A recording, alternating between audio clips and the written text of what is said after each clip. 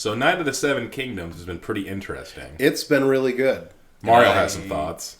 I didn't want to believe it. Yeah, no. But I watched all the available episodes, which I think is 6 right now. I want to say it's 5. I've only seen 3, certainly. 5 or 6, yeah, probably 5. So I watched them straight in a row. And I have to admit, as much as I've made it very clear how I feel about George R.R. Martin. There's a vendetta. I mean, the problem with George isn't... Fucking lazy bastard. Yeah, the problem with him is always... It's never been that he's incapable of creating a thing that we can really enjoy. The problem is that he's like, well, then I just won't. Yeah. You just got to be a dick about it. Because Yeah. people are mean to him. Yeah. Because he made a thing I really love and he's refusing to finish it. But, that said, I have to admit, Knight of the Seven Kingdoms, pretty fucking incredible. It's been really good. The thing I like about it, because I'm a wholesome boy, I like wholesome stories, and so even though I can appreciate dark fantasy, and like when I was younger, basically that's all I read was dark fantasy. Now that I'm older, like I don't want to be reminded that the world sucks. I want to be reminded that things can be okay sometimes. Yeah. So there can be a Knight of the Seven Kingdoms. Who is truly a knight. Martin's other works are very bleak for bleakness' sake, and that's off-putting to me.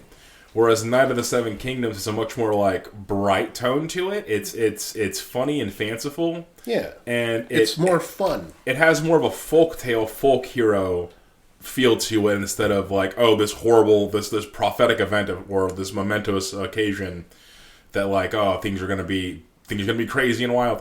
Which we could still be building up to that. Like I don't know shit about the actual Knight of the Seven Kingdoms novels or whatever, but you know, it could still be building up to some bleakness. But it's had just enough umph, like we're still dealing with Martin, so like yeah, you know, there's bad things definitely are on their way. Bad things have happened and will probably can escalate, but yeah, it's been a much more enjoyable ride than the other two shows for me. So it's like, and it's less politics, which I do love a political drama, but it's way less politics. Yeah, because it's just like he's just a guy. Yeah, like he's which I like. He is the most Gaio character of Game of Thrones, pretty much ever, and it's like. For being the main character, yeah. And that's why it's like he can't really be involved with the politics because it's like you're just a guy. Yeah. And then but he's still trying to be a knight, and it's like that's the part where it's like the happy bits, and they somehow seamlessly blend this like very serious thing, and it still maintains that Game of Thrones vibe. And then they just cut away to a Family Guy bit, like literally, and it's fucking hilarious. That's how the show starts. It's really. Actually very funny, and it really caught me off guard, and it's also just a good story. Like it's also very compelling and actually a very serious story too. But yeah, every now and then it's just we're gonna cut away to this Family Guy bit, and you just bust out laughing. It's like, and we're back. I've previously done my really dumb writing talk about like the beginning of One Piece and like the beginning of like Pirates of the Caribbean is like perfect opening. And Knight of the Seven Kingdoms has one of the strongest openings to like tell you what to expect from this show. Yeah. The first thing that happens, he is burying what we at first only know as an old man, but then like we learn more and more about the situation and how tragic this scene really is, just on the side of the road, burying what turns out to be like a mentor, a savior, like a really important man. And then the momentousness of this and who he is destined to become as he takes up the mantle of his master, and then he has to take a dump by a tree because it's the Dung Ages still. It's still. And I love that too because he finishes burying his master and he takes up his sword and shield. And he draws the steel, and there's this musical swell that starts playing the intro theme, and then it smash cuts to him taking a shit. It's so good. Okay, also, he's burying this old man. We don't know who this person is, and as far as we know, he looks sad about it. We know that. Then we find out, he takes up his sword and shield, some sort of knight? ? And it's raining, and it's at night. It's a great. And then we smash cut to right behind the tree where he just buried his master, where it's the morning now and his ass is hanging out from behind the tree and he's just projectile spraying diarrhea. Yeah. And then he's like, oh. Excellent use of bathos. Anyway. Excellent use of bathos. And then he goes on his journey. Yeah, and then the folktale begins. Yeah, I love it. I really enjoyed Knights of the Seven Kingdoms. However, I also have only recently sort of thought about this, about the relationship between Duncan the Tall and his squire, Egg. I try to avoid spoilers. It's wonderful. However, it skews a little I Am Sam of Thrones. Yeah, God bless. He's just a simple man, okay? Dunk's a good guy. He is. He's great. I also like how he started calling himself Duncan because, it does sound more. That is a real name. You guys are right. Yeah. It makes it seem like he was named Dunk essentially offhandedly by like somebody just making a noise at him. And he's like, I guess that's who I am. Just named like a Gretchen. And then genuinely someone's like, Dunk, is that short for Duncan? And he's like, no.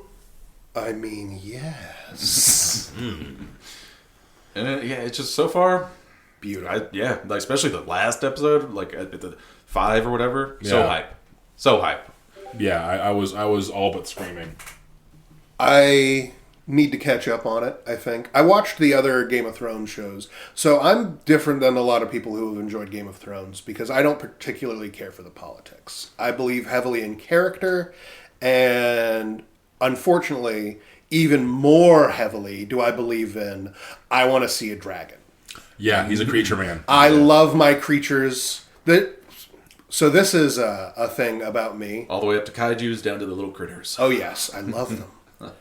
There's a song that I can play in my head to make me cry. I can cry not quite on command, but pretty close. Oh, wow.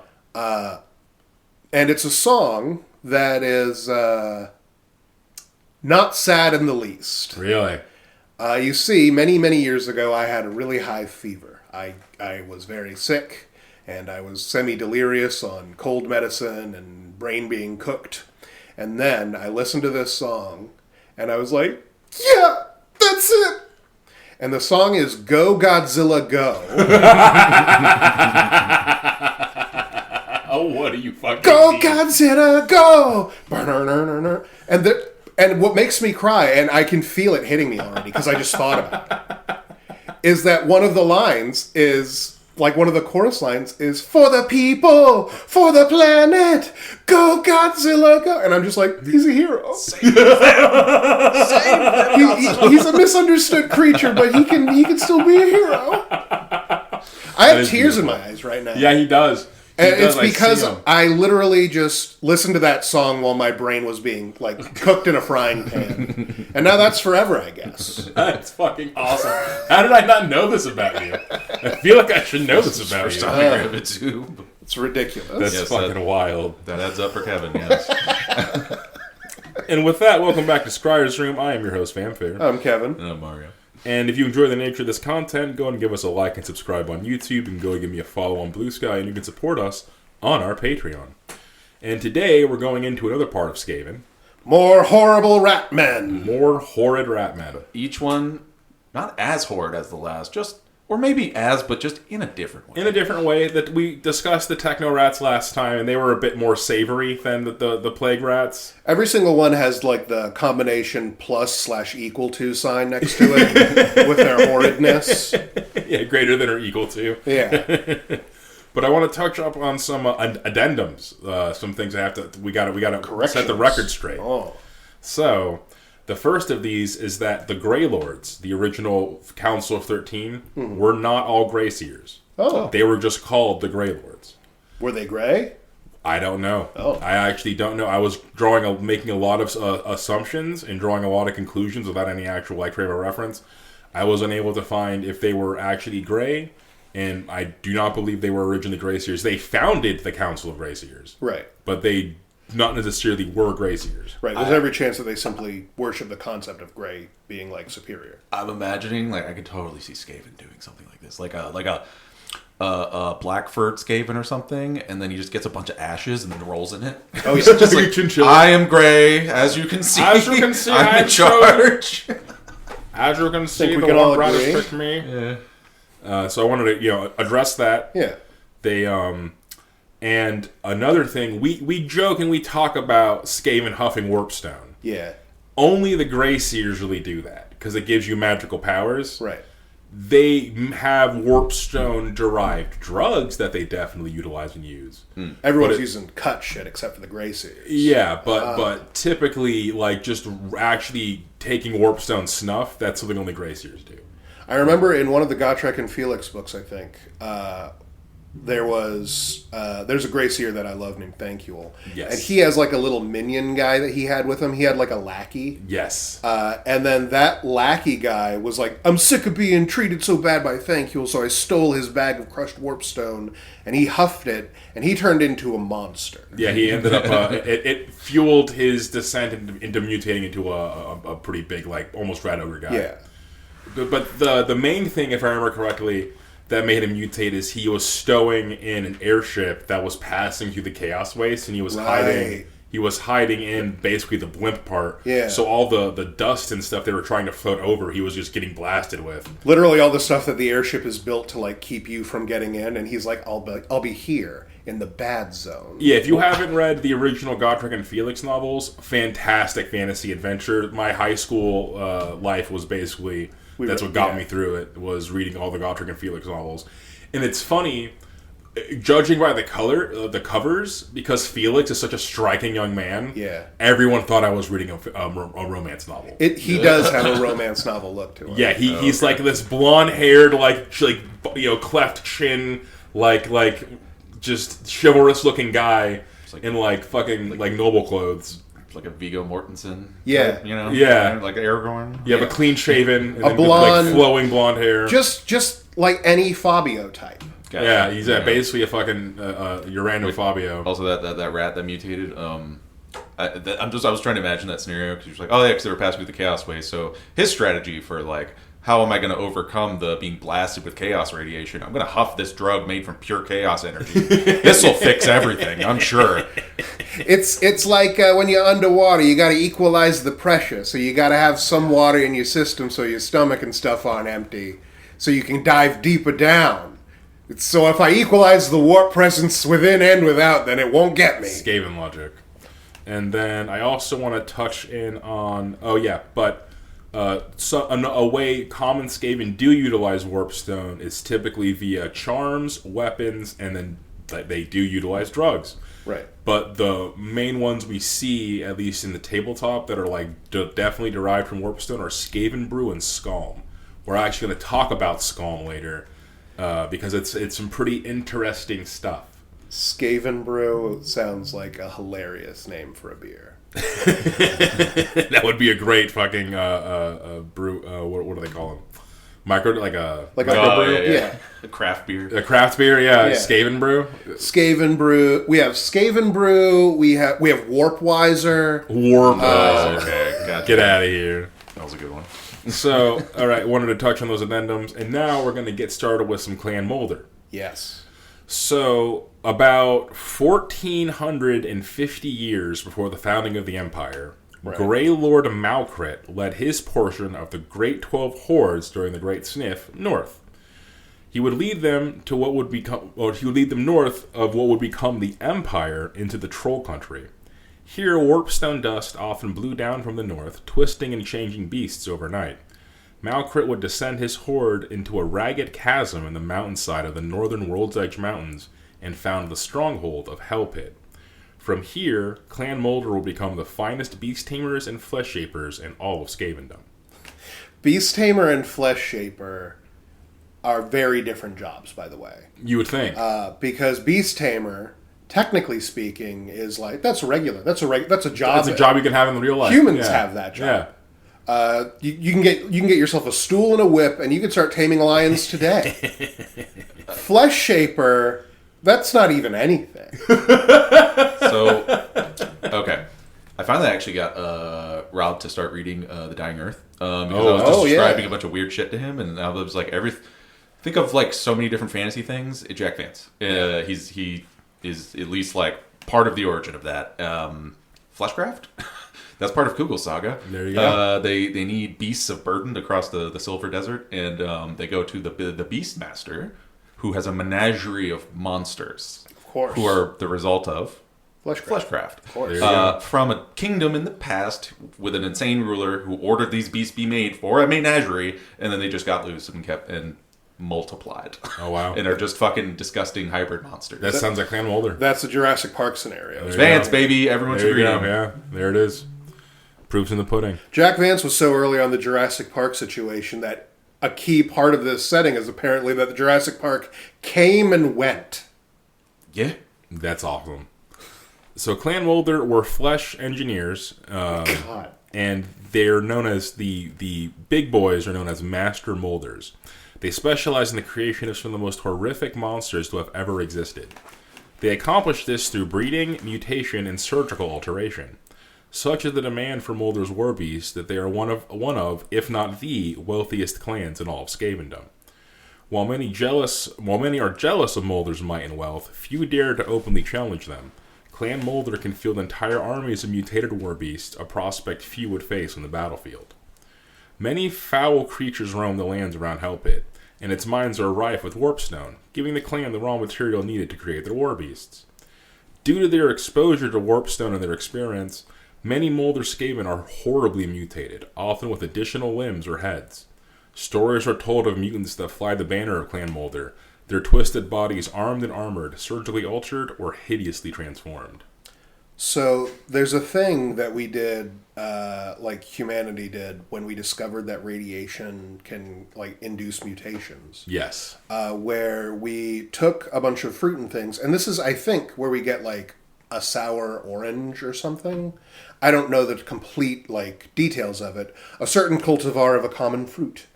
However, we only have that because one of the things that we started doing once we discovered that could happen is we just started blasting things with radiation to see how it would mutate. To see what it, yeah. Mm-hmm. And when a positive mutation occurred, you just continue to breed that thing.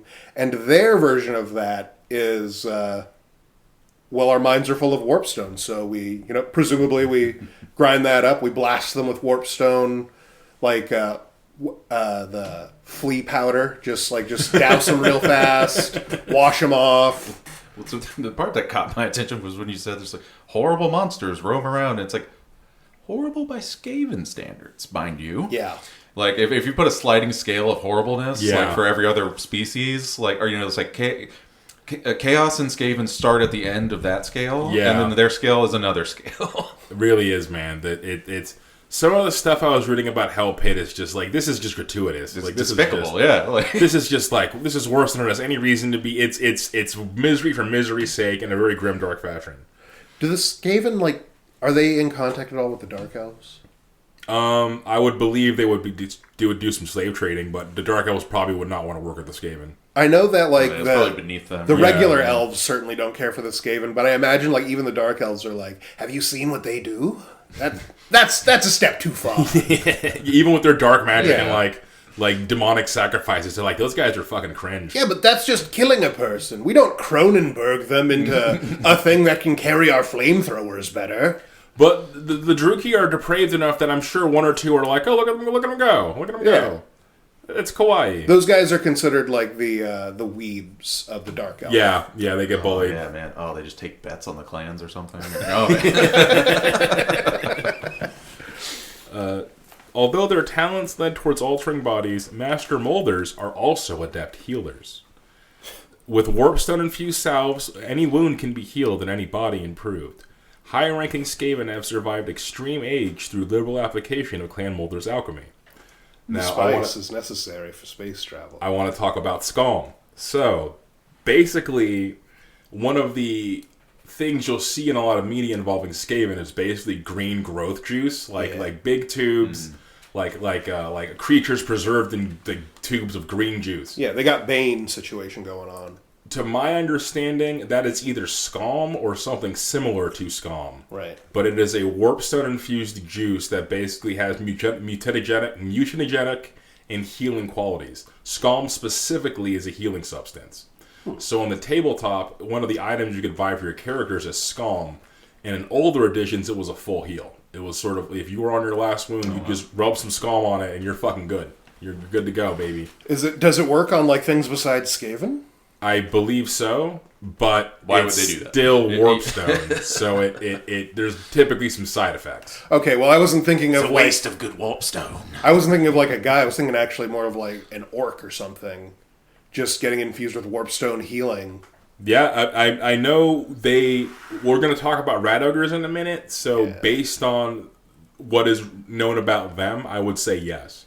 I don't have a definitive answer, but I would say yes. Mm. So I'm going to talk a little bit about Hell Pit's culture, or Clan Moulder's culture. God damn. So their capital city is the Hell Pit. Right. And Hell Pit is divided into different levels known as the 9 circles of Hell Pit. Yeah. This is the place that I didn't understand how you have a civilization here. This is our capital. It's so much worse than you think. It's a sweltering, stinking, poisonous lava pit. It's so much worse than you think. They had a whole... So, in White Dwarf issue 311, they did like a thing about the armies of Hell Pit, and it goes into detail about the city, and I read it. And I wish I read it when I was talking about the cities overall, but holy fucking Christ, dude, Hell Pit is terrible. So, yeah. Each of these circles is presided over by one of the master mutators of the clan. But in truth, the warrens are so vast, there is no way to monitor every lab or breeding pen. Jeez. All who seek an audience with the master mutators must parley with the guardian of the gates. This fell steerman has eyes replaced with chunks of warpstone and rides a great vessel of stone down the river of lava that runs between the gate of Hell Pit. Hundreds of Skaven slither on the banks of the molten river to receive an audience with the pit's foulmasters, constantly bitten and stung by the flies and wasps attracted to the carrion hung upon the gate. So not only... By the way, if you are unfamiliar with the science of magma and like liquefaction, that would be possible. Minerals, yeah, it conceivably is possible to like be standing alongside the river of the volcano. You would be in tremendous pain and dying. Yeah, you'd be on fire. And if there are certain insects, there's even like a snail breed that like survives like on volcanic vents and everything. There are insects that can survive this. They can adapt to this. That's not what Pokemon's based and on. There are fucking wasps.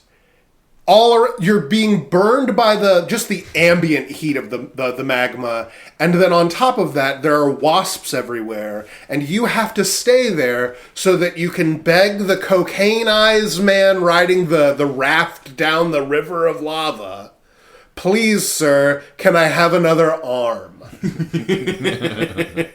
Yeah, it's Hell Pit for you, baby. So the mission of Clan Moulder is simple. Create the most effective biological killing machines possible via breeding, surgery, and mutation. These creatures not only bolster Moulders on forces, but are sold to other clans as pets, bodyguards, and frontline shock troops. Moulder Skaven constantly strive to put their creations at the pinnacle of Skaven engineering. Moulder prides itself on the services it provides to the Skaven warlords. Many of their creations are for sale, and they even make made-to-order designs. The Council of 13 partake in such options, and nearly every Lord of Decay has at least one rat ogre. That's hilarious that you can get a custom rat ogre. Yeah, you can pimp out your rat ogre. You just build your own Gundam. Yeah. Build a bear, but for horrible siege monster. God, of course. Build a rat. Yeah, build a rat. Of course they have that. Oh, imagine going to the Build-A-Rat workshop and it's like it's literally a Build-A-Bear, but the most grotesque, horrible things possible. Yeah. And you get to stuff it yourself. You get to put the organs into the fucking rat ogre. Yeah. Step right up. I think I like its tail. Can you transfer that tail to the end of the ogre's tail? And they're like, can we? Everyone always catches the bug after their first time. And I'm going to build it. Oh, man, that's so good. These are the car guys of the Skaven world. Yeah, God bless. It is said that each of Moulder's creation houses a built-in failsafe to prevent it from harming a member of the parent clan. Moulder beasts are reared with an unquestioning obedience to their packmasters and master Moulders, making them a dangerous investment to anyone wanting to purchase one.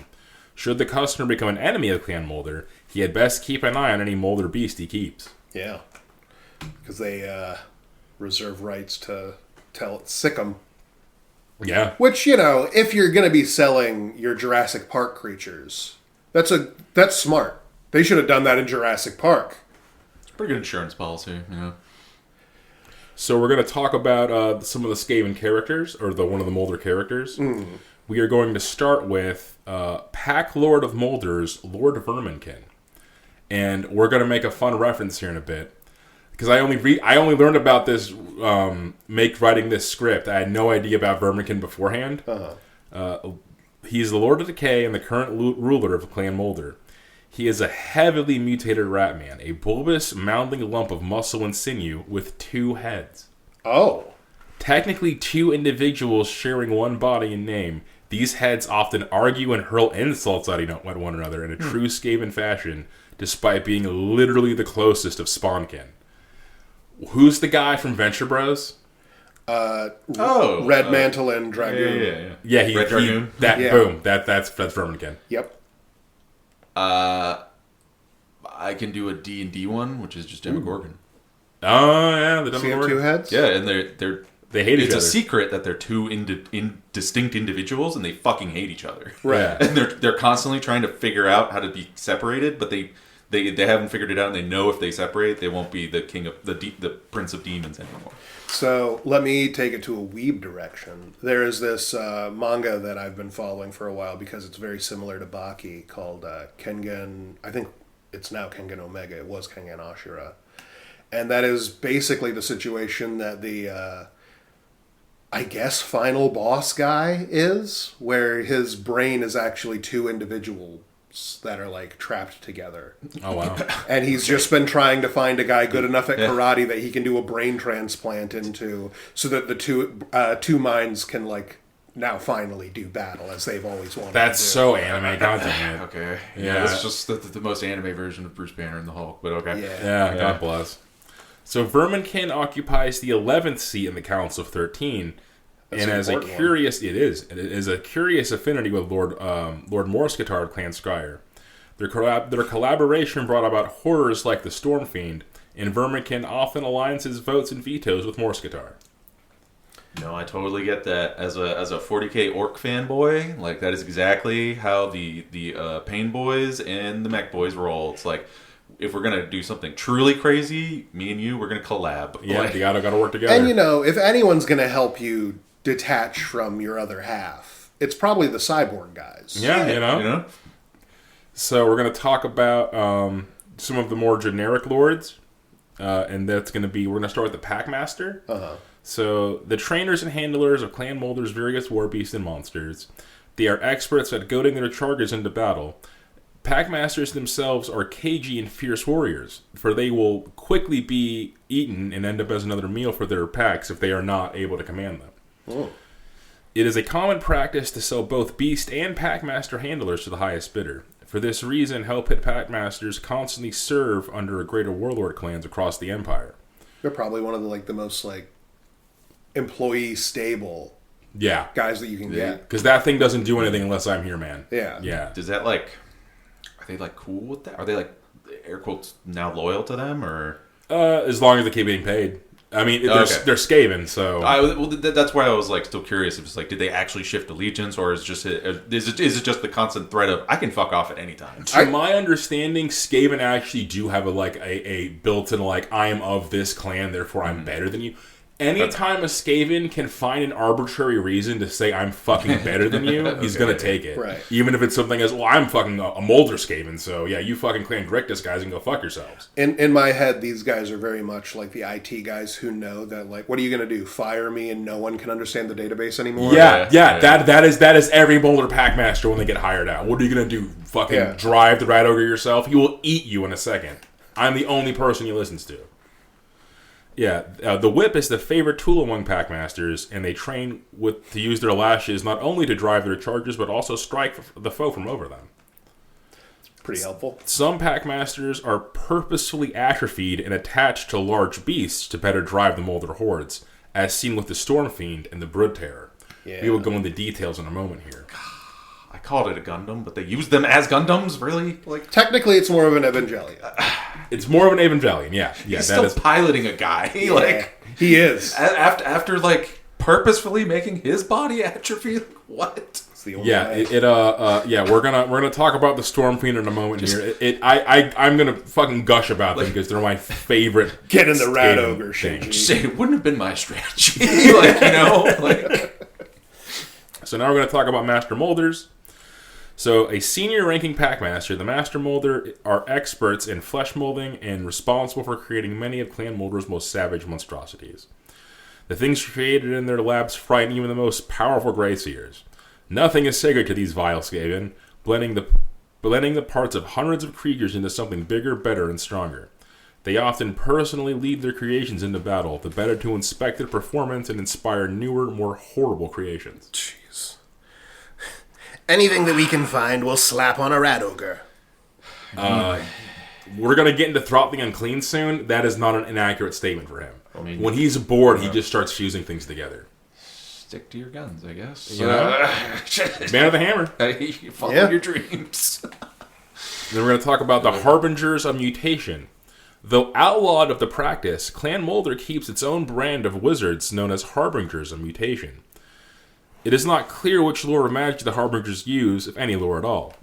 They use warpstone, surgery, and dark magic to create even more vicious war beasts. Wizard might be something of a misnomer. We're certainly doing things with magic, but we're not doing any of your book reading. We're learning hands-on exercises by chopping things open and stuffing them full of warpstone and hands and... And now we're going to talk about Throt the Unclean. So that name, you have to put some respect on. I'm going to go into details about the Skaven origins and like their development throughout the years in a later episode. Mm-hmm. But Throt the Unclean is one of the first named Skaven of all history. Oh. Like, of the original model ranges, which each individual mini had its name, Throt the Unclean was up there. He wasn't in his current iteration. He wasn't the Chungus I'm about to describe to you. But Throt the Unclean was one of the first named Skaven models. So he's been in the game for quite some time. He's clearly a creator favorite. And yeah. Throt the Unclean is third of the 9 Lords of Hell Pit. A lifetime's work with warpstone has had an effect on the corpulent ratman. Spines protrude from his back, as well as a third arm on his right side. His right eye has been replaced with a shard of warpstone hammered crudely into paste and serving to feed his insane thoughts. Throt... Go ahead. No, just like... Straight to the source. Yeah, basically. Goddamn. Like... Now I don't need to waste all that time smoking and drinking. I put respect on it, you know? Throt rose to power by his ability to create and lead some of the mightiest Moulder pack beasts. His growth juices are among the most potent in the Under Empire, making his Rat Ogre the largest and most dangerous around. It is not unusual to find Throt active in battles, unleashing his experiments to advance Moulder's flesh science. He wields the Creature Killer, a modified things catcher that can grab and throttle beasts even the size of a Rat Ogre. He also carries the Whip of Domination, made from Minotaur hide and cured in troll digestive juices. Its lashes spread fear through those who feel its sting. A series of self-developmental experiments have sped up Throt's metabolism to a ludicrous level. While this grants him great strength, Throt must eat 4 times his own body weight every day or be ravaged from the inside by his warpstone-fueled constitution. It is the Black Hunger on steroids, and Throt must constantly be eating to ward off madness. Throt keeps his laboratories near the feasting halls of the Hell Pit, where warpstone rain constantly whirls through the area. I feel like they can't afford to be accelerating their metabolism anymore. Eating your body weight is already basically impossible. Yeah. So... To which I would expect him to respond, maybe you can't. Yeah. Sounds like someone doesn't have warpstone to spend. He's got to just do that thing where the guy who ate a piece of troll and it's now just always... Ground the Punch. He should pull a Ground the Punch. Yeah, that's the only answer here. That would be the move. Throt's lifespan has also been extended far beyond its natural course due to warpstone. He is one of the oldest living Skaven within Clan Moulder, second only to Lord Verminkin. Because of this, large proportions of Clan Moulder can trace their line back to Throt, and he is even seen as a patriarch of sorts among the clan. This conveys no additional loyalty to his underlings, and Throt has slain countless members of his own brood for posing even the faintest threat to his position. Like most Skaven, his power is often undermined by others sabotaging his experiments and scheming against him. I love that you started off with like a lot of them can like trace their lineage back to him, and they feel like a kinship with him, which he doesn't reciprocate. He will eat you. He will throw you in the organ vat. All of it. You're all just experiments at him, just waiting to be bloomed. And now we're going to talk about another character, Skweel Gnawtooth. He is my favorite because he's just a wholesome boy. Yeah, okay. Yeah. Skaven wholesome. What does that mean? Skweel is one of the most naturally talented Packmasters in Clan Moulder. In the constant struggle between applying the lash, controlling infighting, and knowing how far a beast can be pushed, Skweel is second to none in his insight. Skweel was born to run, which often is a death sentence in Skaven litters. However, Skweel could call upon unlikely allies in his cause for survival, common rats. Skweel had a natural affinity with beasts and was often accompanied by hordes of vermin. It wasn't long before the Packmasters took note of the dread Skweel commanded among his clansmates, as any who stood in his way were pulled into the darkness by his rat hordes. When Skweel was put into the pens of a large beast, he was not mauled as is typical, but instead began training to be a Packmaster, a task he would excel at. Whereas most Packmasters drive their charges, Skweel seems to guide them, beckoning his beast where others would simply lash them forward. To Skweel, giant rats and rat ogres are not barely controlled feral beasts, but trained animals eager to please their master. Friends now. After successful hunts, it is not uncommon for brutes even to present Skweel with the choice pieces to feed on. Aww. Even new and rare breeds of fighting beasts bend before Skweel's charms, and only the mindless Hell Pit Abominations are seemingly immune. Isn't that wholesome? Skweel's relatively. I didn't want to believe it, but he is this Skaven Disney princess. Okay. Yeah. Skweel's affinity to control dangerous packs makes him invaluable. Lord Verminkin only leases Skweel's services to the highest bidder, and only for a short time. He carries a warp lash into battle and fights along his loyal wolf rat Gutsnagger. That's pretty sick. It is the most. He is of the Skaven named characters. I would argue he is the most wholesome. He's just friendly to his beasts, and there's a Disney princess, and they maul things in his name. It's great.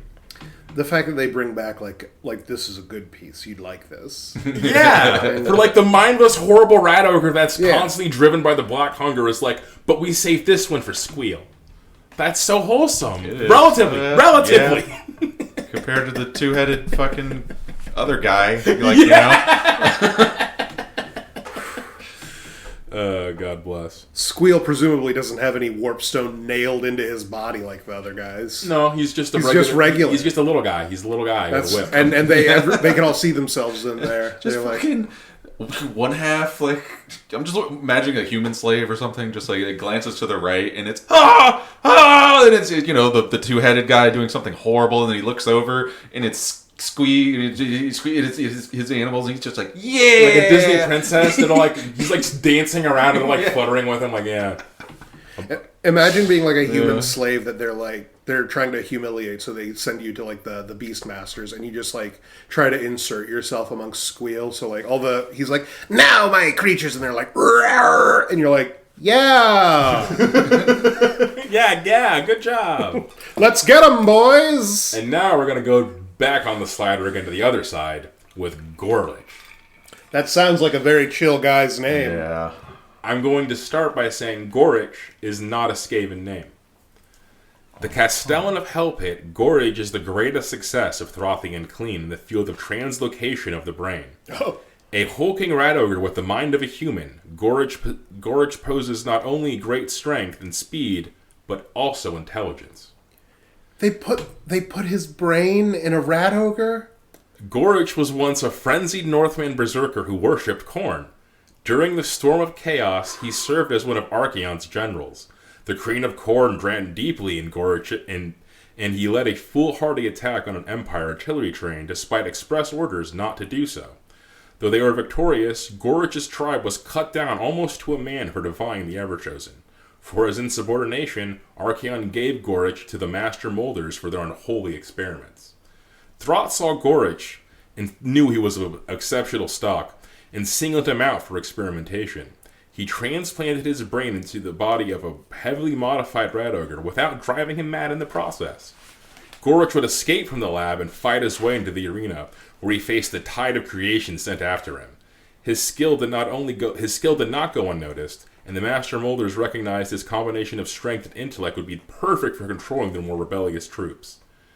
Basically, they understood, okay, our forces are giant, horrible monsters, and the only thing that can control a giant, horrible monster is also a giant, horrible monster who can think. And so Ghoritch quickly became a chieftain and was soon entrusted with the command of Clan Moulder's standing army. Naturally, Throt is less than pleased about his creation's meteoric rise, and he constantly plans and schemes to create something better than Ghoritch and bring about his downfall.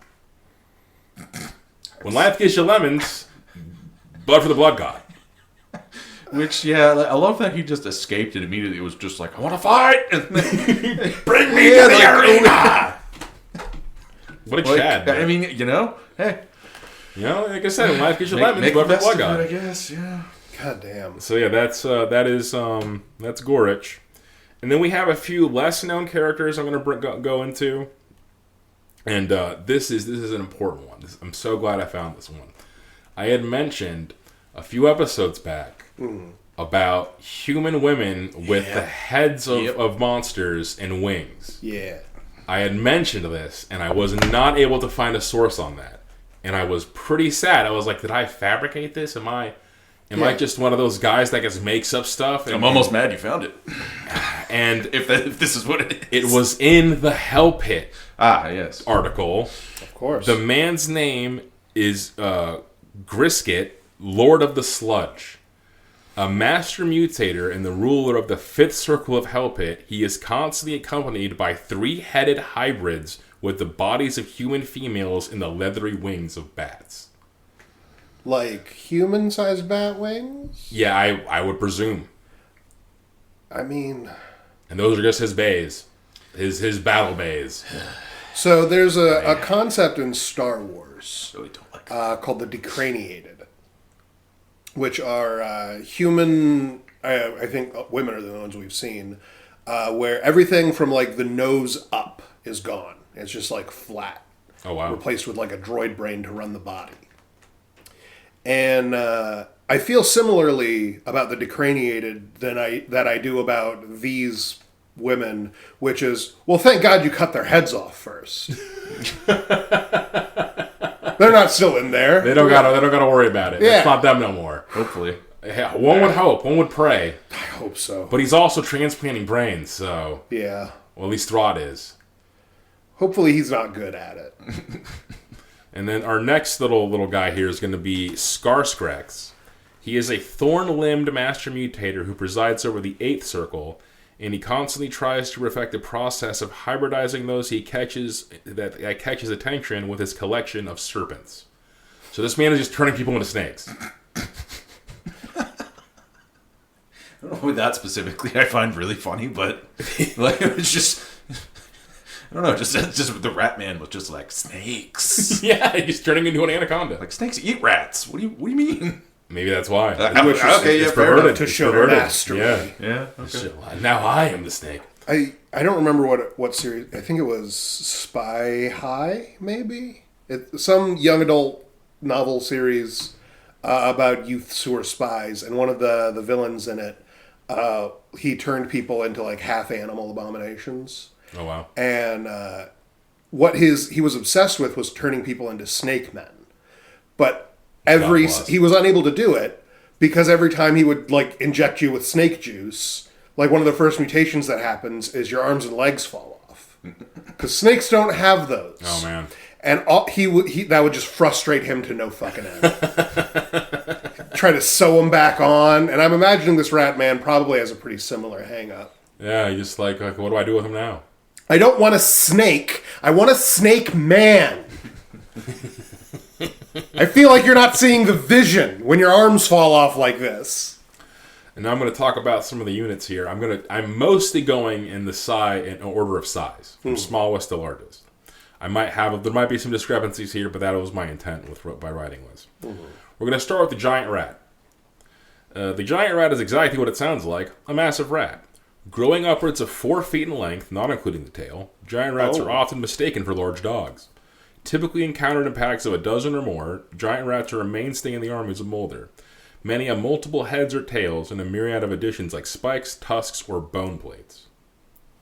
So when you said 4 feet, I was kind of like, okay, and then without the tail, I immediately was like, oh, so definitely that's actually, if you could just make a bunch of those, that's probably the most dangerous thing they have. They're just dog rats. Well, so on the one hand, you described it, and I was like, ugh, it's terrible. But compared to a lot of the other things you've already mentioned, it's pretty tame. It's like, pretty tame on a slider. It's bad, but Moulder body horror goes so far that's so. And now we're going to the thing that's on the other end of the slider for being small, the Throtling. Throt the Unclean has an obsessive habit of grafting together unfortunate creatures with warpstone-infused salve when he's between projects. The resulting horrors crawl through the depths of Hell Pit, a nightmarish ensemble of limbs, claws, and mouths. They are unleashed as cannon fodder in times of war, eager to unleash their hate for their wretched existences upon their foes. Yeah, because the guy is like, I need to think. I need to really focus. I'm going to start super gluing monsters together. One of the minis is just 2 rat ogre arms glued together and just walking on its hands. It's so cute. What a Looney Tunes ass man. Yeah. I was just imagining it's like that's his version of like croqueting, or just like that's how he relaxes. He just glues his shit together. Things together. Just gluing them all together. Gluing them together. And then releasing them out into the world. Whatever makes you happy, I guess. And now we're going up to the next size up, the Wolf Rat. So blending the appearance of Skaven and wolves, the Wolf Rat came about from experiments between Skaven blood and the Great Wolves of Kislev. They have shorter legs than Skaven, keeping them low to the ground and walking on all fours. This makes the fact that they can, while clumsily, grasp and manipulate objects with their forepaws that much more terrifying. Oh, man. So imagine a wolf that could open your door. God, imagine just like the most evil version of a raccoon or something, Yeah. A raccoon that wants to kill you. Yeah. It needs to kill you. It needs it. It's not good. I also like how much of their science is clearly like held together by like warpstone being magic. Yeah. Because some of their science is genuinely like they figured out trains and like electricity, and then the other half of their science is we mash it into a goo and we put that goo on there. I injected a bunch of wolves with my blood. See, you see people and monsters, I see Legos. Look at this one. Put a horse on his head. Isn't that fucking hilarious? Like, it's like, just scream. Now go be free. So the next size up is the Flayerkin. I was not able to find any actual models for this. This was included in the little Hell Pit article, which was like, make your own little Hell Pit army. And they were all converted minis. There were no converted minis for the Flayerkin. Mutants crafted from the fusion of Chaos Marauder, Skaven, and Hellforged Iron. They used their long, sharp claws grafted onto their wrists to behead the foe and scale up castle walls. Chains fused to their spine ensure that even if they are killed while climbing a battlement, those behind them can still scale the wall with their dangling corpses. Right, because you jam your claws into the sides of the wall to climb it, and then if they get you, then you're just dangling from that claw and with someone a chain. else behind you can go up. Yeah. that's so Skaven. Isn't it? Isn't that the most metal fucking thing you've heard? How do we deal with walls? That. After playing my D&D character Hiplium, I'm really partial to being able to ghoul up walls now. So I like these guys a lot. It's a good move. It's a very good move. It solves so many problems. It really does. And now we're going to talk about the aberrations. So these are failed flesh melding experiments. These horrors are beyond classification.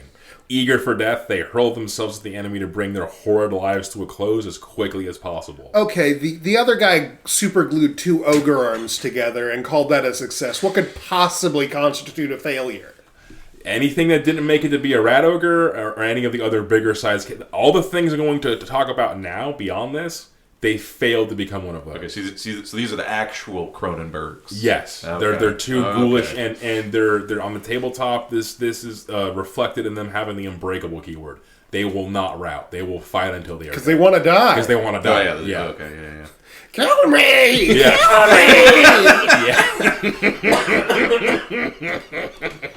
Yeah.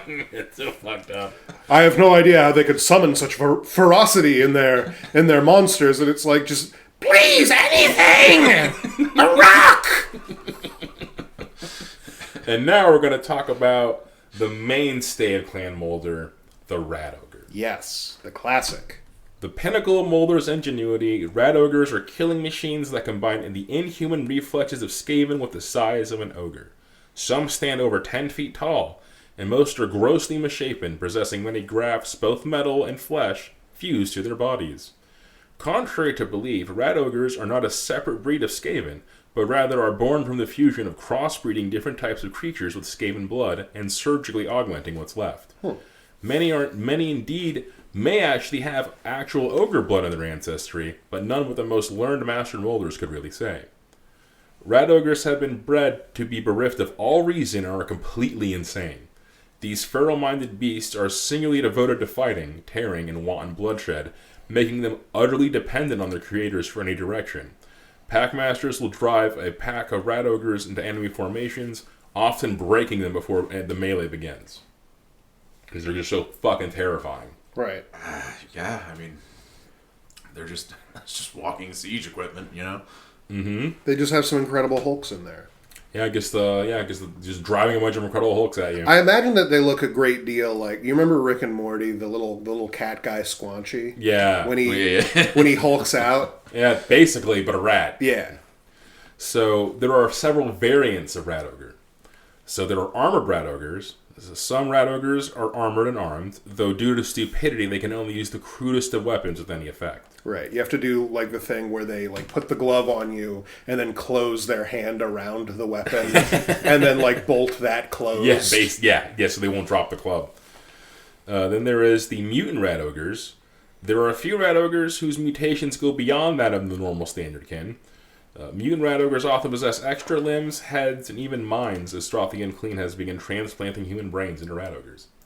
Ghoritch was his only actual, like success. That's the only guy who's still definitely a guy. Yeah, because you typically just go insane when he does that. Yeah. Like, you are now a rat man, a giant rat horrible monster, and you just lean into it. I mean, you just start smashing your head against the wall. You know what I mean? Not much else to do. Yeah. There's no benefits to being a Skaven who isn't even a Skaven. Yeah. That's an excellent way of putting that. It's just lower quality spaghetti, you know what I mean? Then there are the augmented Rat Ogres. The cooperation of Clan Moulder and Clan Scryer create augmented Rat Ogres that have been improved by their tech implants. They cling across the battlefield using grafted pincers and attached warp fire projectors to fight the enemy. They are a precursor to the Stormfiend. And now I'm going to talk about the Rat Ogre Bonebreaker, one of my personal favorites. The Bonebreaker strain of Rat Ogre is dipped into growth juices for months. Thousands of slaves must be juiced to fill the vat. And what emerges is a massively proportioned Rat Ogre. Hold on. Yeah? The growth juices are squeezed from slaves? Yup. In my head, the growth juice is like mainly warpstone related. And then chemicals, just like whatever bleach they have around. But they're genuinely like, okay, so now to let you in on the secret, most of it is cerebrospinal fluid, so we just juice them. Whole slaves. So, to my understanding, there are multiple ways to make growth juices, and one of those ways is just to squeeze it out of people. I was just imagining they just kick you into a giant blender or some shit, you know what I mean? Like, they just strain out the good stuff or whatever, I don't know. The warp strainer separates the growth juices from the meaty Skaven bits. Yeah, it's the good stuff.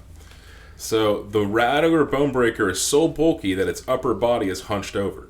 A palanquin is strapped to the back of the Rat Ogre so that a warlord can ride it into battle. Such a warlord's ego becomes the size of their deadly steed, making them behave more arrogantly than ever. Yeah. So, I'm tall now. Well. Who's looking down on who? So, it's so petty. The Bonebreaker has a very special place in my heart because it was introduced in 7th edition, and that was like when I really started getting into Skaven. Right. And that was like the first codex or army book of theirs that I got that I was really into.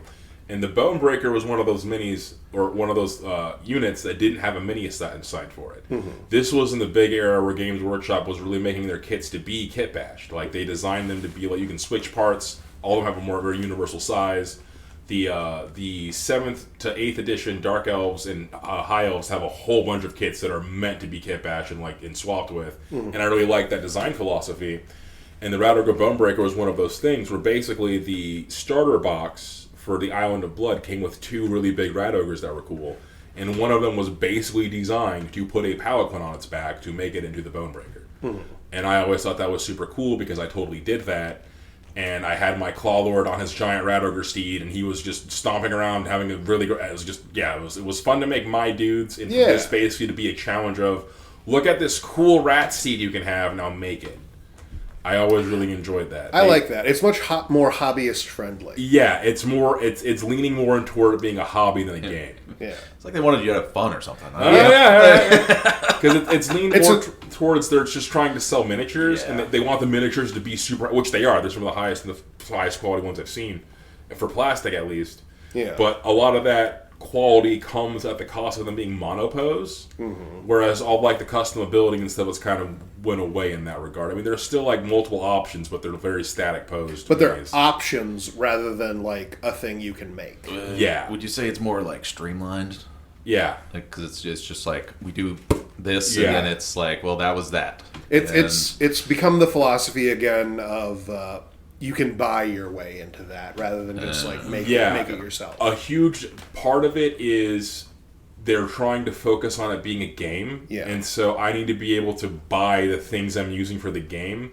If I can't buy the units from you to use in the game, I have to like do extra steps to use the unit. That's the thing they got rid of. Yeah. The model you're buying will work exactly as it works in the game out of the box. Which used to be like the gatekeeping method of keeping people who don't actually give a shit about it out. Yeah. Because if you don't actually give a shit about it and they tell you like, oh, you can make it work if you like want to and like it's cool and you like it, and like you're supposed to bounce off of it if you're like, I don't really feel like it. You're supposed to bounce off. Yeah. Yeah, there used to be a lot more gatekeeping in the miniatures world, and that design philosophy is kind of like removed that to a point, which I'm for. As much as I'm for like focus on the hobby aspects, like I love the idea of making my dudes. Being able to like get your units out of the box and use them in the game is much more healthy for the game itself. More user friendly? Question mark. Basically, okay. I would, cause more consumer friendly. At least. Just like I don't personally play the tabletop game, so like it's I'm tracking. And now we're going to talk about the most infamous variant of the Rat Ogre, the Stormfiend. Yes. I've been gassing up this thing for probably 3 episodes now. They're being cagey about it. Several times you've been like, we'll get to that. We'll get to the storm. Well, we're finally at the... You know enough about Skaven that you will be able to appreciate what this thing is. So we'll get back to you next week. An unholy collaboration between Ikit Claw and Throt the Unclean, the Stormfiend is an advanced Rat Ogre outfitted in heavy armor, Scryer weaponry, and an auxiliary Packmaster. Rat Ogres have long been the mainstay of Clan Moulder's armies, and the challenge to create more effective ones has long eluded Throt the Unclean. While their mindless killing instincts are what get them sold, they are too frenzied and brutish to utilize weapons with any real effect. Attempts to make smarter Rat Ogres resulted in the loss of ferocity, turning them into large, cumbersome Skaven rather than barely cognizant battering rams. An idea came to Throt. If he could not make the Rat Ogres smarter, could he fuse the Packmaster to the beast itself? Those that were chosen to be stitched to the backs of Rat Ogres were extremely unhappy about this, and due to a lack of cooperation, the experiment was cancelled. Due to the lack of volunteers, Throt decided to grow them himself. The result was a batch of scrawny, submissive Skaven with massive brains.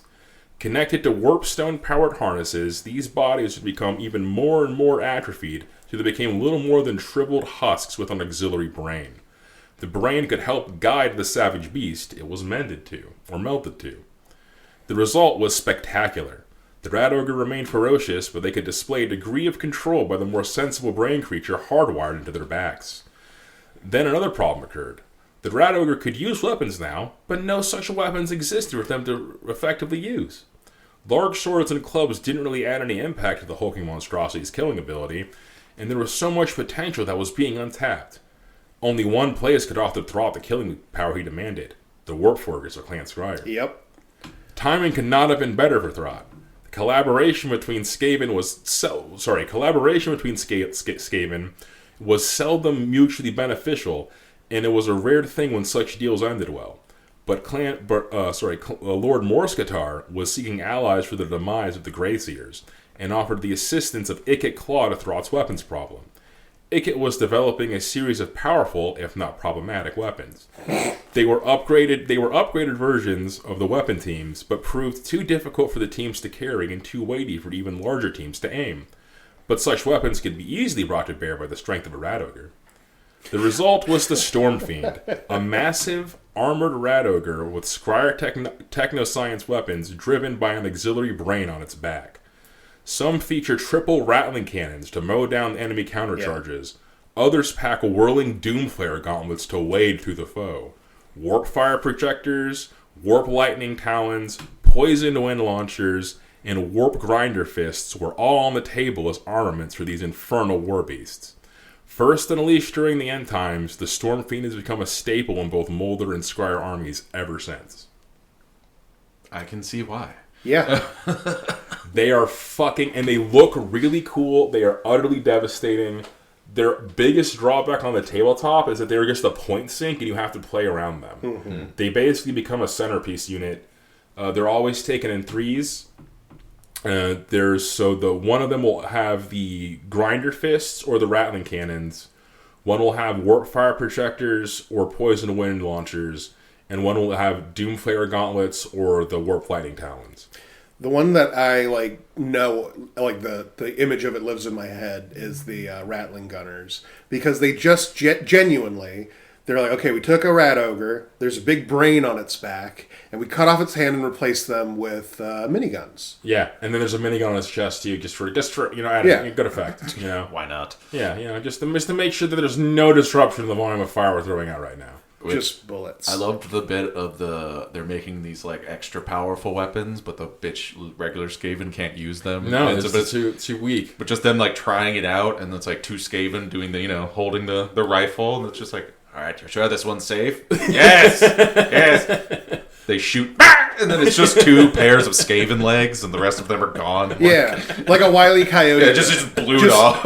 they fire, there's a big puff of smoke, and then you see there's two Skaven-shaped holes in the wall. And it's just Ikit Claw. Damn it! Again! I love it. Yeah, so in Age of Sigmar, Stormfiends became a really big unit for, you could do Scryer-only armies and stuff. And, there was a very lawless time during Age of Sigmar where the rules were kind of suggestions and none of it made any sense. Right. And they had a whole bunch of rules that weren't very well thought out. And one of those was you could have your Stormfiends equipped in any way.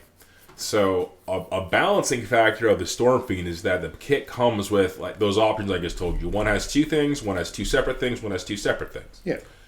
In Age of Sigmar, they would allow you, because you could take 3 to 6 in a unit, but it would allow you to take any of those kits as all of them. So you were allowed to have 6 rattling cannons. Yeah. And just walk around throwing a fistful of dice at your problems and destroying them. Just having essentially, let's say it's 3 rattling guns on each storm vermin, and it's 3 to 6, so... I want to say it's 18d6 shots. Yeah, I was going to say it's a minimum of 9 shots every time, and that's just with 3. Yeah. It's just a scene from Predator every time. Yeah. Yeah, he's throwing bullets at the problem. My goodness. Very fun times. Stormfiends, if you're a Skaven fan, I highly recommend you pick some up. They're fun to build, and they're fun to look at, and they're just a gorgeous... every little boy's dream of just having a giant, stompy, horrible rat man in his army. And now we're going to move up to the next size up, the Chimerat. So these I like how much puns the Skaven... great? The Skaven are invested in puns. Yeah, it's a load-bearing part of their culture is puns. Yeah. The Far Squeaker, the cute. Rattling Gun, the Chimerat. Too cute. He is the rarest of all the mutant creations. The Chimerat is a massive beast with 5 serpentine necks that end on the heads of rat ogres. It is to the common rat what the Hydra is to a lizard. It can spew sickly green warpstone fire as it hurls itself through the battlefield. I've never heard of this creature. This is also from the Hell Pit little arcane journal thingy. Yeah. And it was a converted Hydra mini. They just had rat ogre heads. Which you had me in the first half, and then it ended with they end with rat ogre heads, and it's just like, what the like they were just like, what? Fuck it, why not? Right? What's funniest to me about that is the head is what I would consider the least valuable part of the rat ogre. Yeah. The head's almost worthless. I imagine like a rat ogre will die, like a field experiment or whatever. Yeah. And then they just saw off the head, right? Put it in some juice, and then graft it onto something else, and it just snaps back to life. Yeah. That's why I imagine a lot of that going down. I would hate to let it go to waste. Yeah. Why would you I hate to waste a beautiful mind. Fair enough, And then, like, this is all in the battlefield, and he's, like, putting it in, like, a wagon, like, carried, like, big old vat. And then he turns back around to the rat ogre, like, corpse, like, let's see what else we can... And it's been picked clean. They just ate him. And now, the burrowing behemoth. A large, blind monster that burrows in the deepest tunnels of Hell Pit. The burrowing behemoths were originally pioneered as a way to expand Moulder's subterranean empire. They are no less effective in battle, bursting forth from the earth to smash into the enemy. This is basically a giant mole rat creature. It's the big-bellied, flopping beast that's blind, and it tunnels and burrows, and it's also adorable. It was also from the Monstrous Arcanum thing with the Hell Pit in White Dwarf 311, and it was converted from a wyvern, I believe. I mean... If you're living, that's like basically their drills. Yeah, they're just living drills. Okay. Yeah. If to a man with a hammer situation, you need to dig out more of your volcanic death pit. You got a big old digger. Yeah. And now the brood horror. Sometimes an individual giant rat from a brood begins to mutate extraordinarily fast and consume their littermates, growing at an alarming rate. The result is a massive rat twice the size of a horse, prized by master Moulders. They are often used as steeds for clawlords with the deep pockets. Huh. They have double giant rats. They have giant rats, and then they have giant rats. Yeah. So that just kind of happens with a giant rat sometimes? Yeah, sometimes one just eats all of his baby friends and just blows up to be the size of a house. And a small house. The Skaven reaction to that is like, oh, look at him. I want to ride it. Yeah, I want to be that big. That's why they put the palanquin on the back of the fucking, like... The bone breaker. The bone breaker, yeah. Yeah.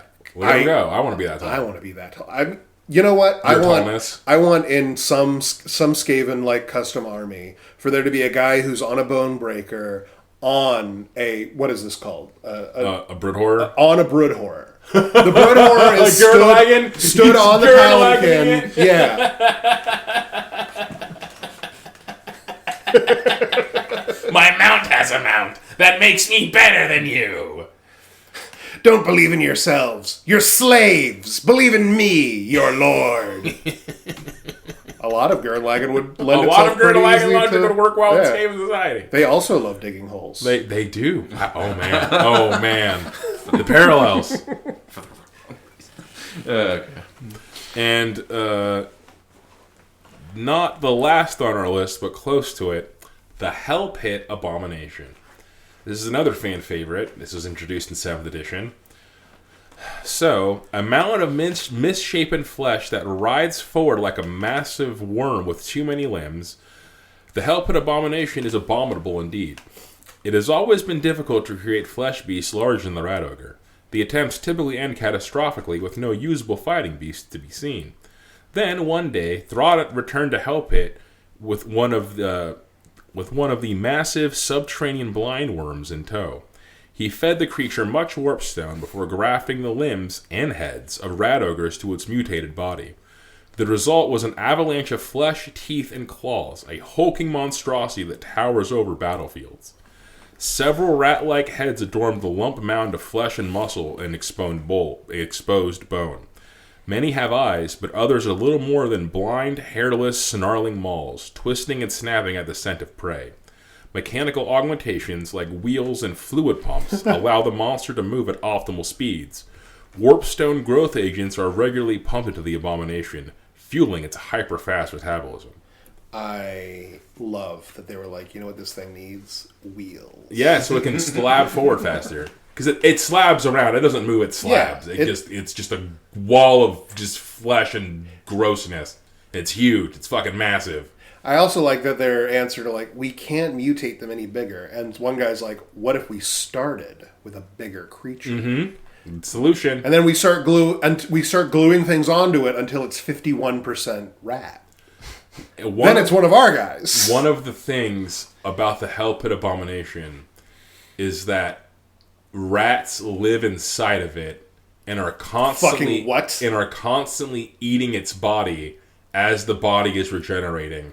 So it is in a constant state of pain and anger because it's being eaten from the inside perpetually. They don't have to do that. And on the tabletop, this manifests in when the Hell Pit Abomination is slain, you roll a d6 and consult the chart. On a 1 or a 2, fucker's dead. On a 3 or a 4, he explodes into rats because he's no longer regenerating and the rats are still in there and they have to get out. Oh, thank God it's dead. Speaking of, on a 5 or a 6, it didn't die. It's getting back up because it's the fucking Hell Pit Abomination. It's regenerating at all times. Right, and enough of the rats have fallen like off of the wall of the stomach that they're eating into like the stomach acid to like to kick it back up. Yeah, kick it back on.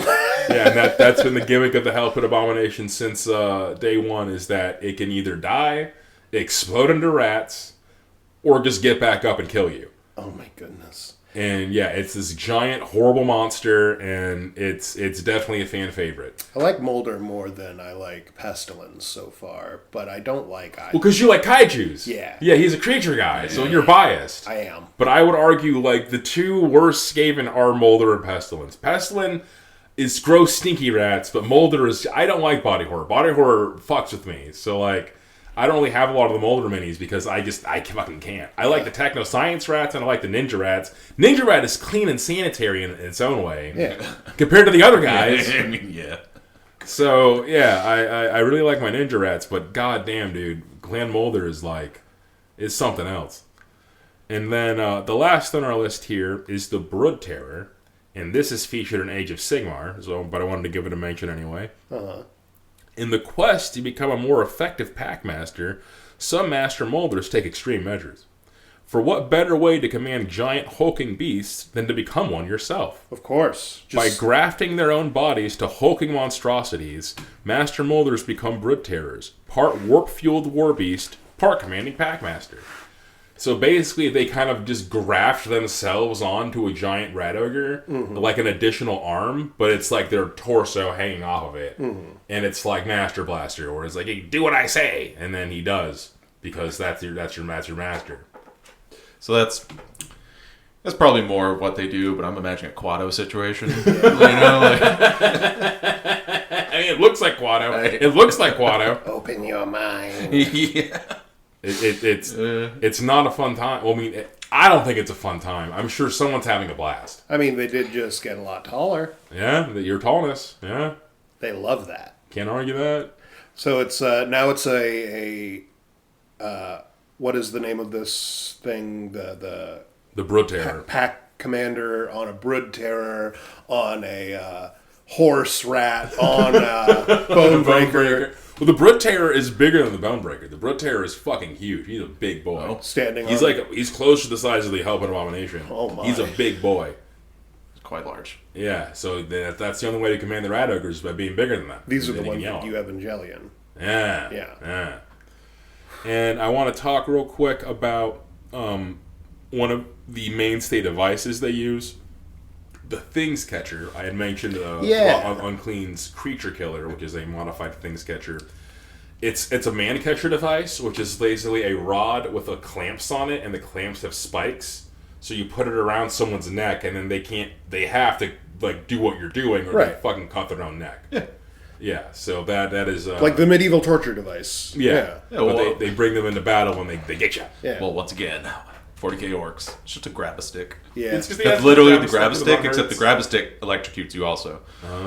Sci-fi. Yeah. They don't have the technology to bring about electricity with them. That only just powers their city. Yeah, so. same concept, and Yeah. they're used by the run herds. There's also shock prods that they have that are warpstone powered shock prods. So It's only a matter of time before the Yeah. two put it together. together, yeah, it's only a matter of time. I'm sure Skaven's done it. I'm sure.